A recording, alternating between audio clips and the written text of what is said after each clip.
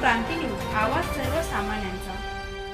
सातपूर मनपा शाळा क्रमांक 28 सातपूर कॉलनी येथे clean up drive programme, Nashik bloggers, Nashik police student cadet programme व मनपा शाळा क्रमांक 28 सातपूर कॉलनी यांच्या संयुक्त विद्यमाने भगवान बुद्ध स्मारक, पांडवलेणी परिसर तसेच छत्रपती शिवाजी महाराज पुतळा, भारतरत्न डॉक्टर बाबासाहेब आंबेडकर पुतळा, पाथर्डी फाटा येथे शाळेतील विद्यार्थ्यांनी भेट देऊन त्या परिसरातील प्लास्टिक जमा केले। त्यामध्ये प्लास्टिक पिशव्या, प्लास्टिकच्या बॉटल्यांचे बूच व इतर प्लास्टिक साहित्य जमा केले।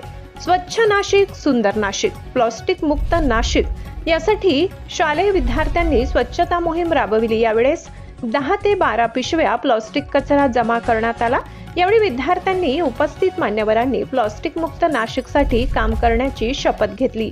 यावेळी स्टुडंट पोलीस कॅरेट प्रोग्रामचे नाशिक पोलीस हवालदार श्री सचिन जाधव, उपशिक्षक श्री सुरेश खांडबहाले व विद्यार्थी मोठ्या संख्येने उपस्थित होते। महाराष्ट्र क्रांती न्यूज साठी वृत्त संकलन विभाग, सातपूर, नाशिक। सगळा कचरा गोळा केला। कचऱ्यामध्ये फक्त प्लास्टिकच्या वस्तू गोळा केल्या आणि बॉटल। प्लास्टिक वाचवा, पर्यावरण